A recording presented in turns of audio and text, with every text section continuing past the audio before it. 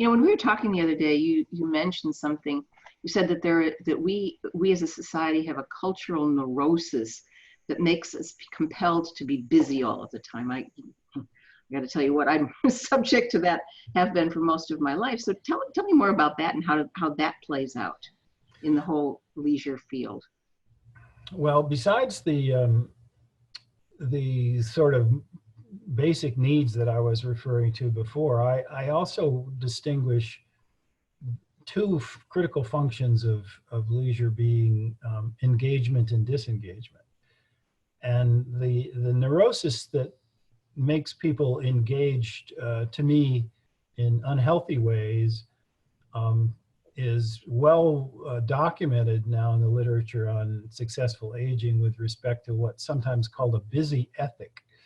That once we stop working, we're inclined to try to look busy because it's almost it's a moral imperative that we are contributing and productive and active in ways that but this applies well before retirement, that some people just feel uncomfortable being idle, because there's an implication of it being lazy, and there's a moral kind of questioning of that posture. And even self-indulgent enjoyment leads people sometimes into a sense of guilt about that. But the idea of being busy and seeming busy is I think a source of some degree of, I'm not the one to use the words cultural neurosis. I'm sure that's come from other places, but the need to feel like one isn't being idle. One is in fact being somehow productive, somehow active.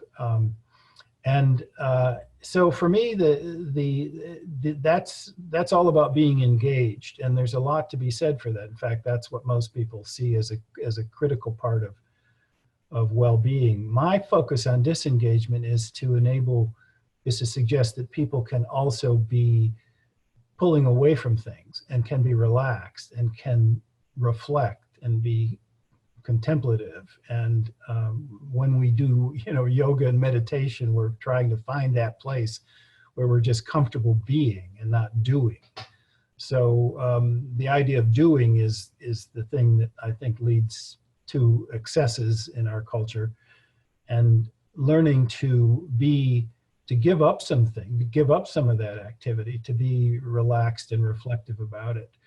One of the things I've been encouraged by in that position is all the work in positive psychology on savoring, for example, and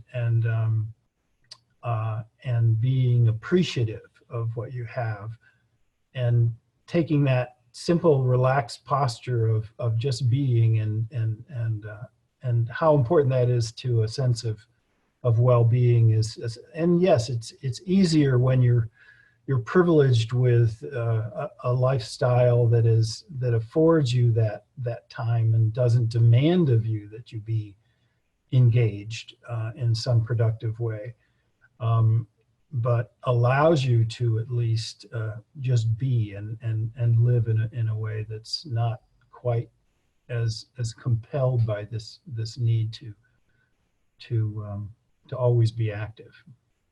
Some people, in fact, are busy to avoid dealing with